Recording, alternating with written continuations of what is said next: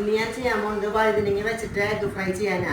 അപ്പോൾ 2 വഴുതനങ്ങ എടുത്തിട്ട് ചെറിയ കഷ്ണങ്ങളാക്കിയിട്ട് നുറുക്കിയിട്ട് നമുക്ക് വാട്ടിയെടുക്കണം.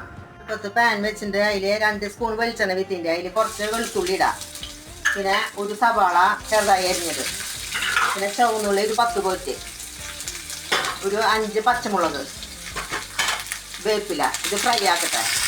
നുറുക്കി വെച്ച വഴുതനങ്ങ ഇതിലിടണം.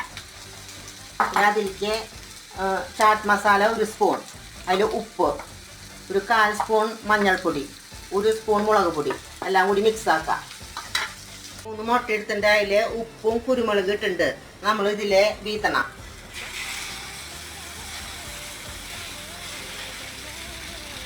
മുട്ടൊന്ന് മറച്ചിട്ട് വഴുതനങ്ങ എഗ് ഫ്രൈ റെഡിയായി. മുറിക്കട്ടെ കേട്ടാ. നമ്മുടെ വഴുതനങ്ങ മുട്ട വെച്ചിട്ടുള്ള ഓംലേറ്റ് നിങ്ങൾ എല്ലാവരും ട്രൈ ചെയ്ത് നോക്കിയോളാം.